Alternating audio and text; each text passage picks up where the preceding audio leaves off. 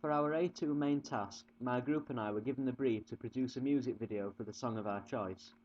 Before filming and editing the video, I learnt about the codes and conventions of music videos so that I was able to make a professional and accurate product. Music videos exist for several reasons. Firstly, they exist to promote the artist and the song in order to sell singles and albums. They also provide content for music channels and make money as products in their own right. For example, music videos can be purchased through iTunes or included as a DVD in a digipack. Finally, music videos can help to shape an artist's image, contributing to their star persona, as said by Richard Dyer in 1975. The images of some artists have been defined by their music videos. In 2001, Roy Shuker said that music videos exist as both an industrial, commercial product and a cultural form. This means that as well as being large-scale products which are produced to make money, music videos also serve as an art form in their own right. Shuker also said that music videos function as promotional devices, encouraging record sales and chart action. This is why music videos are often referred to as promotional videos or simply promos. In 1999, Sven E. Carlson suggested that, in a music video, the artist represents one of the following: a commercial exhibitionist, a televised bard, or an electronic shaman. Firstly, a commercial exhibitionist is an artist who sells themselves, not just through their music, but also as a sellable commodity. For example, through their appearance, voice, and lifestyle, to become an icon and generate synergy by a record label, turning themselves into a brand. Secondly, a televised bard is an artist who acts as a storyteller, with the use of on-screen images to anchor the story and the lyrics. The artist can either be a part of the story or narrate the story through the use of inserted images. Finally, an electronic shaman is an artist who is seen as a magician or performer, which reinforces the star persona theory, as said by Richard Dyer in 1975. This is often seen in big-budget music videos, where the artist has immortal powers or an alter ego. This applies to both male and female artists. In 1985, Christine Griffin described how girls express best friend relationships by wearing exactly the same clothes, shoes, and hairstyles as female artists. This theory is linked to the ideal self theory, as said by Carl Rogers in 1980. In 1979, Dick Hebdige said that representations in music videos provide identities for fans, especially because music videos are aimed at a youth market. This theory on subcultures links to Sarah Thornton's theory on subcultural capital, which she described as the cultural knowledge and commodities acquired by members of subcultures, which helps them to differentiate themselves from other groups of people. Music videos often reinforce stereotypes through the use of artists and images which are used to sell an idea or image to an audience. Stanley Cohen said that these often create moral panics and folk devils. In 1992, Andrew Goodwin identified 6 codes and conventions which establish the form of a music video. The first of these codes and conventions is music and visuals. In all music videos, there is a relationship between the music and the on-screen images. Sometimes the visuals illustrate the music, sometimes the visuals amplify the music, but other times the on-screen images completely contradict the music, an example of irony. The second of these codes and conventions is artist iconography. Artists often develop their own star iconography, both in and out of their videos, which becomes part of their image over time. The third of these codes and conventions is the music genre iconography. Particular music genres often have their own style and iconography, such as live performance in heavy rock. Hype Williams, a hip-hop R&B music video director, said that hip-hop videos often have their own conventions. The first of these is aesthetics. These videos often contain black and white footage for a gritty and urban feel. They also often feature working-class environments and Afro-Caribbean men in crowd shots, which links to gang culture and the stereotypes of hip-hop music.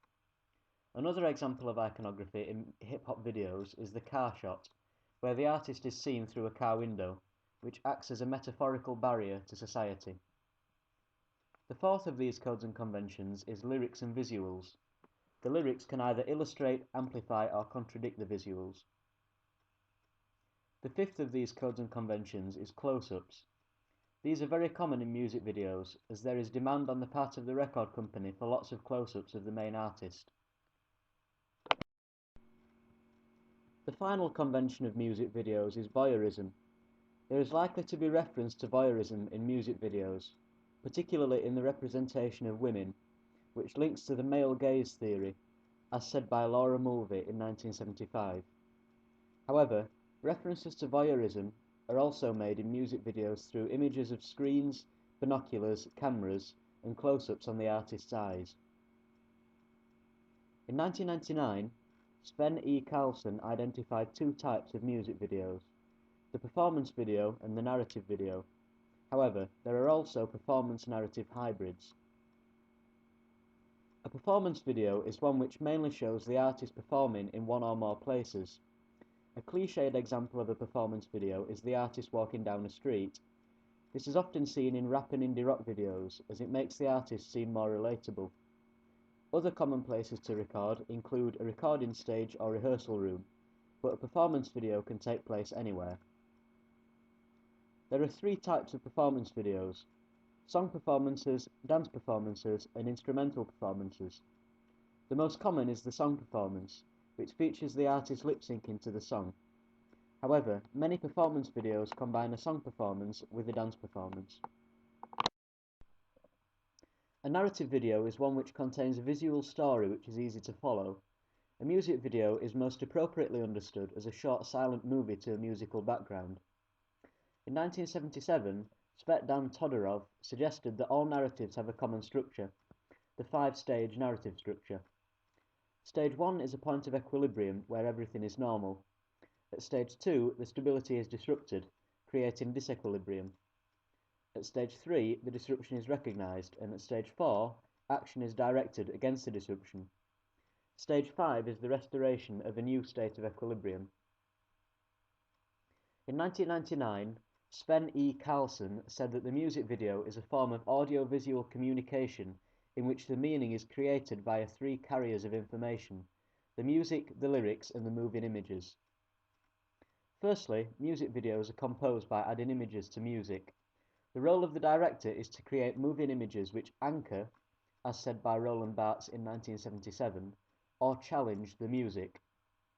This can be inspired by factors such as genre, social factors, and ideology. Secondly, lyrics and images interact to create meaning. For example, the lyrics can anchor the visuals. However, many music videos use lyrics and images to create a metaphorical or symbolic meaning. Thirdly, microelements are very important in the images of a music video because the director can manipulate and create visuals to signify certain representations. This is an example of the preferred reading theory, as said by Stuart Hall in 1980. In 1999, Sven E. Carlson said that by manipulating microelements, the music video director creates a couple of ideas which are repeated and varied. These are called visual motifs and will vary depending on the genre. Editing is crucial in putting these visual motifs together. As with any moving image text, how the camera is used and how images are sequenced will have a significant impact upon meaning. Commonly, the idea is very simple, but the way it is told and put together is when the creativity takes place, such as frequent shot variations and multiple editing techniques. Camera movement, camera angles, shot distance, and the movement of performers all need to be analysed and considered in a music video production. In terms of shot types, close-ups dominate the music video because of the desire to create a sense of intimacy for the viewer, and the emphasis of commodity on sale, which links to Sven E. Carlson's idea of the commercial exhibitionist. In terms of editing, the most common forms of editing in music videos are jump cuts and cross cuts. Many images are impossible to grasp on first viewing, ensuring multiple viewing. In contrast, slow pace and gentle transitions serve to establish a particular mood.